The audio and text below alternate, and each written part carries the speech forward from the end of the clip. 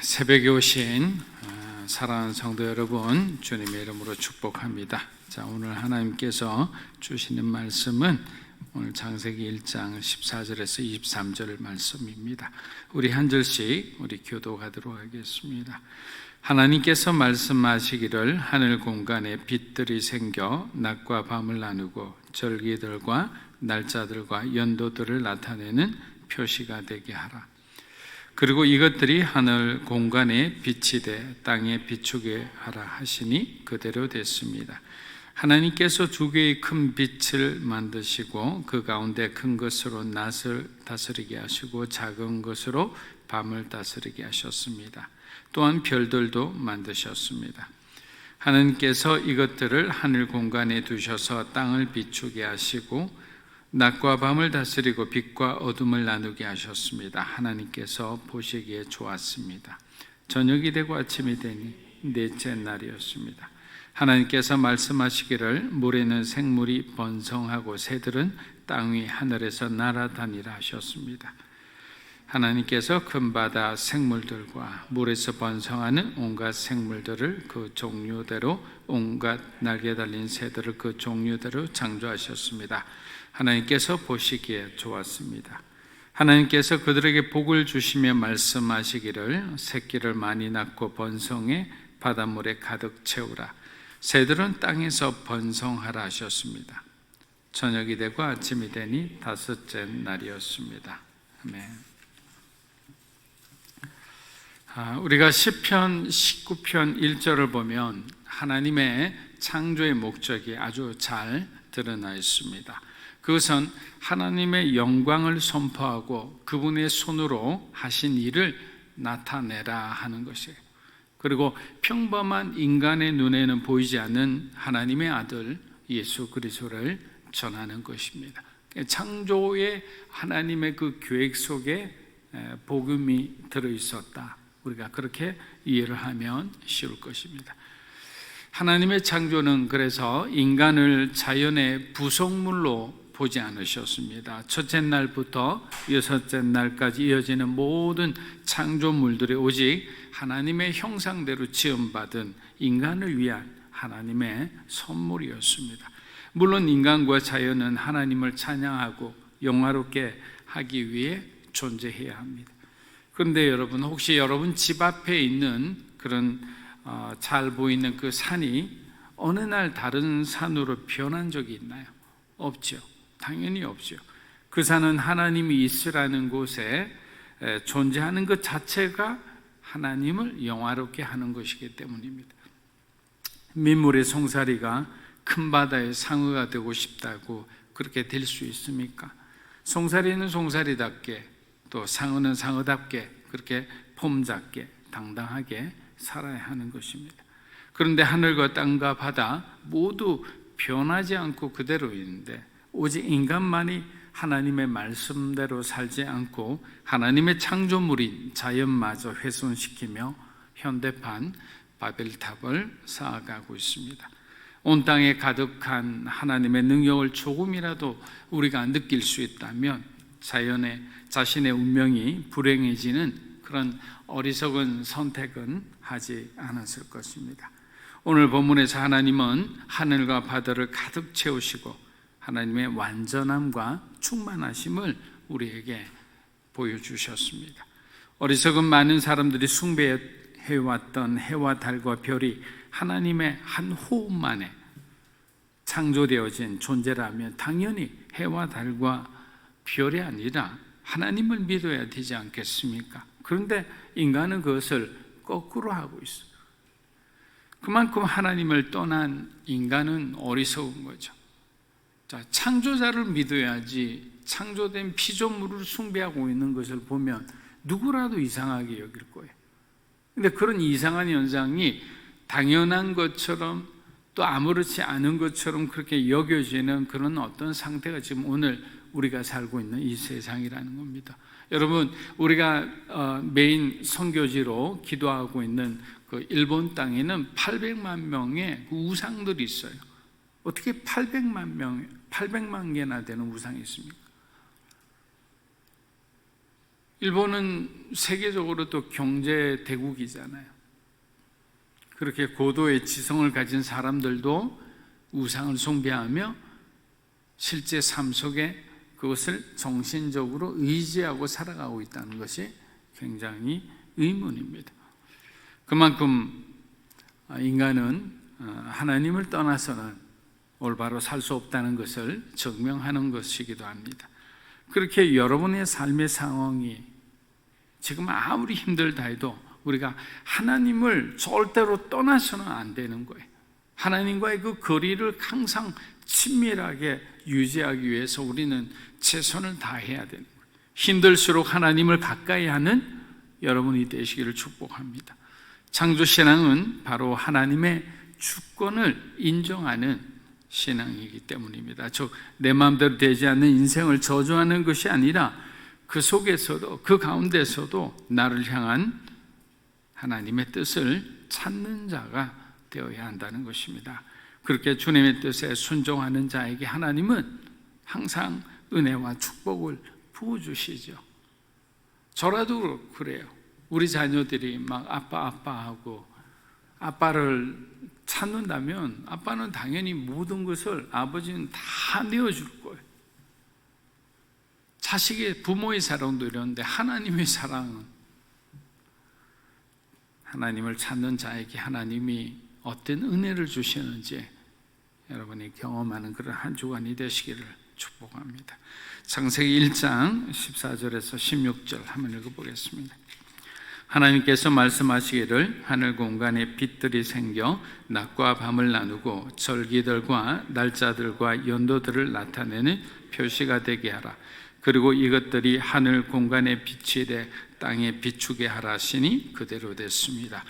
하나님께서 두 개의 큰 빛을 만드시고 그 가운데 큰 것으로는 낮을 다스리게 하시고 작은 것으로는 밤을 다스리게 하셨습니다. 또한 별들도 만드셨습니다. 자, 넷째 날에 하나님은 먼저 대기권 바깥의 하늘인 그 우주를 여러 광명체들로 채우십니다. 그 중에는 해와 달과 별도 있죠. 이 광명체들은 땅을 비추고 낮과 밤을 나누고 징조와 계절과 날과 해를 이루는 그러한 역할을 합니다. 지금 우리가 사는 지구 공간도 창조 시대에 하나님이 그렇게 존재하라라고 명령하신 그대로 그렇게 보존되어 있습니다. 만일 하나님께서 우리에게 어떤 시간의 개념을 주시지 않았다고 하면, 조금 가정에서 말하면 어떤 사람은 24시간 내내 일하고 어떤 사람은 24시간 내내 잠잘 수 있습니다. 여러분, 낮과 밤, 그리고 계절, 그리고 어떤 해라는 것은 이 경계를 의미하는 겁니다. 낮은 밤의 시간을 침범할 수 없습니다. 그리고 우리의 어제가 오늘이 될 수 없어요. 그렇기 때문에 우리에게 주어진 매일매일 하나님이 내게 주신 그 시간은 소중한 거예요. 똑같이 주어진 시간과 날과 해를 자신을 위해 살아가는 사람이 있는 반면 주님을 위해 자신을 희생하고 헌신하며 살아가는 그런 사람들도 있습니다. 여러분은 어떤 날의 주인공이 되시길 원하십니까? 또 여러분의 하루하루를 어떻게 누구를 위해 채워가길 원하십니까? 하나님은 오늘 망친 나의 하루를 가지고 다가오는 내일의 삶을 망치기를 원하지 않으세요. 그런데 대부분의 사람은 오늘 뭔가 이렇게 내 기분이 안 좋고 뭔가 내가 원하는 대로 일이 되지 않았을 때는 한 일주일은 가는 것 같아요. 2, 3일 가는 사람도 있죠.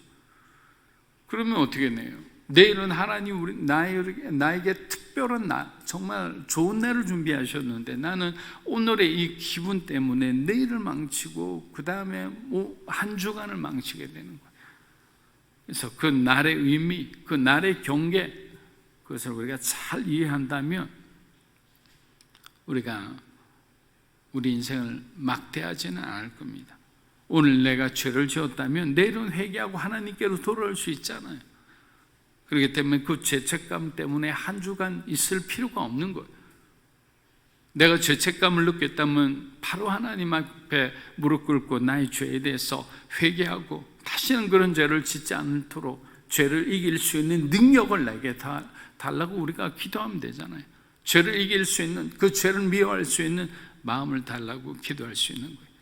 그것이 바로 그 날에 대한 이해를 하는 사람이 얻을 수 있는 축복입니다. 매일매일이 그렇지 않더라도 늘 주님과 함께 살기를 원하는 여러분이 되시기를 축복합니다.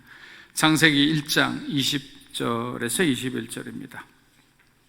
하나님께서 말씀하시기를 물에는 생물이 번성하고 새들은 땅 위 하늘에서 날아다니라 하셨습니다.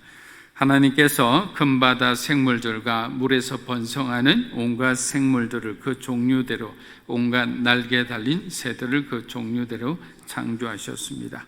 하나님께서 보시기에 좋았습니다. 하나님께서 보시기에 좋으니까 우리 보기에도 얼마나 좋습니까? 저도 저희 부모님들이 어떤 일 때문에 막 기뻐하는 모습을 보면 어렸을 때 기억이지만 자녀된 우리의 마음도 그렇게 기쁜 거예요.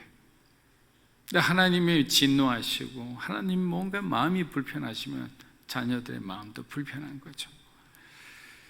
다섯째 날 하나님은 이제 물속의 물고기와 하늘의 새를 창조하셨습니다. 하나님이 처음으로 살아 움직이는 이 생명자, 생물을 만드신 날이에요. 굉장히 중요한 의미가 있죠. 여러분, 하나님은 4일 동안 무대만을 만드셨어요. 어떤 공간만을 만드신 거죠. 어떤 물체만을 만드신 거예요. 그리고 무대가 완성되자 하나님은 그 무대 위에서 활약할 생명체를 만들어 자유롭게 헤엄치고 날아다니게 하셨어요. 여러분, 창조의 6일 중 4일이라는 시간이 무대를 위해 준비한 시간이라면 내가 지금 뭔가 시원하게 뭔가 활약하거나 뭔가 내게 보이는 어떤 사명에 집중하고 있지 않더라도 오히려 5일째 우리가 마음껏 날아다니고 마음껏 헤엄치는 그날을 기다리지 않을까요? 그것이 믿음의 사람이 바라보는 관점이에요. 그렇지 않은 사람은 낙심할 거예요. 하나님, 나는 왜 이 모양 이 꼴이죠? 그렇지 않아요. 여러분을 향한 5일째 날은 반드시 준비되고 있는 거예요. 여러분들이 위해서 하나님의 아름다운 무대를 만들고 있다고 생각해 보세요. 영광의 무대를 만들고 있다고 생각해 보세요. 얼마나 우리 마음이 벅찰까요? 근데 그것을 모르고 있기 때문에 어떤 마음이냐? 내 마음이 속이 상하는 거예요. 다른 사람을 보면, 지금 잘 나가고 있는 사람 보면 내 마음이 불안해지는 거예요. 나는 이대로 이 상태로 그냥 끝나는 것은 아닌가? 아니에요. 여러분들이 하나님을 끝까지 붙들고 있다면, 또 하나님이 여러분을 향한 하나님의 뜻을 잘 이해하고 있다면 분명히 여러분을 향한 무대는 찾아오게 되리라 믿습니다. C.S. 루이스는 이런 말을 한 적이 있습니다. 기독교의 하나님은 정적인 분이 아니다. 그분은 역동적이고 활기찬 생명이시다. 마치 드라마와 같다. 그래서 우리들의 인생이 드라마틱한지 모르겠습니다. 또한 그는 하나님은 우리가 춤을 추는 것과 같은 분이시다라고 말합니다. 자, 이 말은 창의력의 끝판왕이 하나님이시다는 거죠. 여러분, 춤을 한번 춰보세요. 정해진 게 아니잖아요. 막 춤이 되잖아요. 자기 마음대로 춤을 출 수가 있어요. 이것은 내 손이 어디로 갈지 몰라요. 저는 이것 자체가 하나님이 우리에게 창조성을 주었다고 생각해요. 어디에 매이지 않고 그냥 직선 이렇게 가지 않고 내 마음대로 그냥 할 수 있는 거, 이 자체가 자유로운 춤이라 할 수 있죠. 그것이 하나님께서 주신 우리 안에 있는 창의력이다. 즉 창조도 드라마틱하게, 완성도도 최고이고 내용도 다양하고 충만하게 하신 분이 바로 하나님이시다라는 하나님을 향한 찬사죠. 우리들이 창세기 1장에서 3장을 읽을 때는 그래서 하나님의 어떤 창조 방식에 초점을 맞추는 것이 아니라 하나님의 계획에 대해 초점을 맞춰야 됩니다. 여러분, 하나님의 계획이라는 것은 하나님의 어떤 것에 대한 하나님의 의지예요. 그 의지라는 것은 다른 말로 하면 하나님의 주권이에요.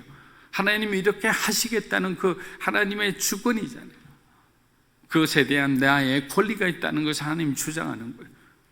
여러분을 만드신 것에 대해서 각자 한 사람 한 사람에게 대해서 하나님은 여러분의 인생에 대한 주권이 있어요. 그것을 내가 이렇게 하기를 원한다, 저렇게 쓰기를 원한다에 대해서 하나님이 주권을 갖고 있지 내가 가지고 있는 게 아니에요. 우리 부모님이 가지고 있는 게 아니에요. 착각하고 살아옵니다. 그것을 잘 이해하는 거예요. 창조신앙은 그것을 먼저 이해하고 그렇게 하나님 앞에 순종하는 신앙이에요. 그래서 창세기는 굉장히 중요한 책이죠. 혼돈과 공허와 무질서 가운데 이 땅을 창조하신 하나님께서 준비되지 않은 우리들을 불러 그리스도의 참 제자가 되게 하시는 그 모든 과정을 보면 놀라울 수밖에 없죠. 여러분, 교회 안에 보면 말씀도 열정도 순종도 하지 않은 그 새신자 같은 사람이 어느 날 변화에 대해서 교회에서 가장 열심히 있는 그런 헌신된 일꾼이 되어가는 과정을 볼 때 담임 목사뿐만 아니라 그를 아는 주변의 많은 성도들도 같이 은혜 받는 거예요. 야, 정말 하나님이 계시는구나.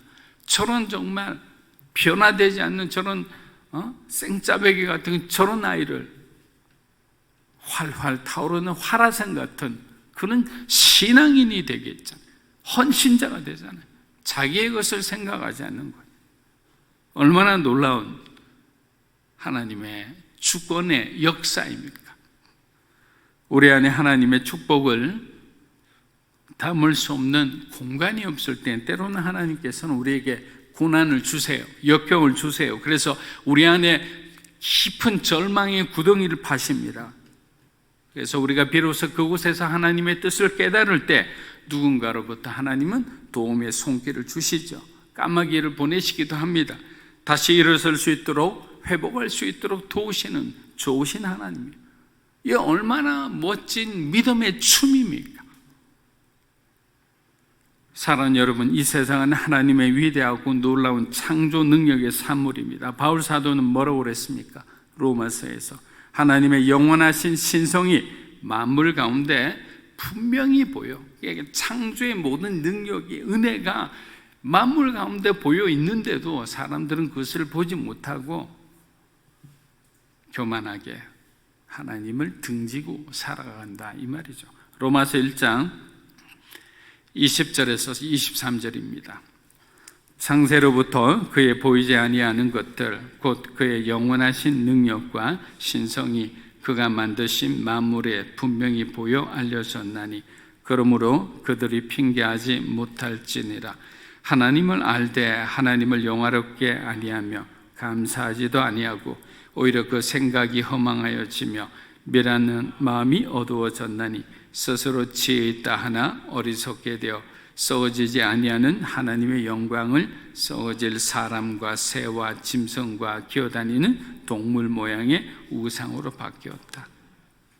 여러분, 하나님을 알 때 하나님을 영화롭게 하지 않으면 굉장히 큰 일이 나는 거예요. 자기중심의 신앙, 또 결국에는 인간이 영광을 받는 그 구조의 신앙의 어떤 삶은 끝이 결국에는 망하게 되어 있다. 하나님은요, 영광에 대해서는 어마어마한 시기와 질투가 있으시죠. 여러분이 하나님보다 어떤 것을 더 사랑하면 부모님이라도 마찬가지예요. 하나님은 질투하시죠. 창조자가 누구인데 그것을 기억하지 않느냐? 여러분, 창조의 단어인 완성이라는 것은 하나님께서 명령하신 것이 어떠한 하자도 없이 그대로 이루어졌다는 것을 말하는 거예요. 우리도 마찬가지로 그대로 이루어진 존재였어요. 그런데 아담과 하와가 선악과를 먹는 그 순간부터 우리의 어떤 존재의 하자가 생겨버린 거예요. 우리 안에 죄성, 원죄의 DNA가 그냥 그대로 이어지게 된 거예요. 그것이 가장 큰 인간의 피국이죠. 왜? 그대로 보존되어야 되는데 하나님을 바라보지 않고 뱀의 유혹을 이기지 못해 인간은 그렇게 하나님의 뜻과 다른 인생을 살게 된 거예요. 그러나 하나님은 계속 그들을 향해 스피커를 보내죠. 그래서 어떻게 하면 하나님의 뜻에 따라 살고 어떻게 하면 그들이 회개하고 돌아와서 다시 한번 구원과 주님의 은혜와 축복을 받을 수 있는지 그 길을 계속 말씀하셨어요. 선포하셨어요. 특별히 하나님의 형상에 따라 지으심으로 하나님께 사람이 어떻게 됐어요? 특별한 존재가 됐죠. 또한 하나님은 창조의 사역을 마치실 때마다 자신이 창조한 피조물들의 아름다움과 완성도에 대해서 어떻게 표현했냐면 매우 만족하셨음을 표현했습니다. 보시기에 좋았더라. 인간을 만드시고는 보시기에 심히 좋았더라. 여러분, 이것은 기본적으로 우리가 하나님의 기쁨을 인간의 언어로 표현할 수 없고 우리의 오감으로는 우리가 감지할 수 없다는 것을 먼저 인정하고 전제해야 되는 거예요. 하나님이 심히 기뻐했다는 그 기쁨은 우리 인간이 누릴 수 있고 느낄 수 있는 그 기쁨과는 차원이 다른 기쁨이에요. 그것을 우리가 일단은 인정해야 됩니다. 그 정도로 하나님은 기뻐하셨다는 거예요. 창조물이 그렇게 이제 탄생되어서 앞으로 활약할 것을 나를 위해서 창조된 창조주를 향한 그 찬양과 경배를 기대하는 하나님의 마음이 얼마나 기뻤겠어요. 근데 우리는 반대로 갑니다. 에덴의 동쪽으로 그렇게 가는 어리석음을 또 하나님께 아픔을 준 사람들이죠. 사랑하는 여러분, 바로 그 기쁨의 존재인 우리들이 이렇게 방황해야 되겠습니까? 아무것도 아닌 일에 낙심해야 되겠습니까? 이제 우리 모두 하나님이 우리에게 주신 그 자리를 지키기 위해 이제는 일어서야 할 때입니다. 주저앉아 있으면 안 되고 일어서야 할 때입니다.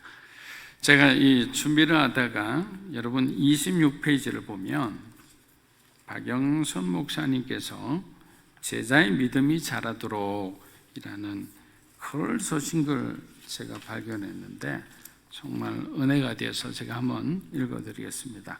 또 이 리빙 라이프가 없는 분도 계시기 때문에 믿음이란 하나님이 인간에게 먼저 찾아오셔서 심으시고 키우시고 열매 맺게 하시는 일입니다.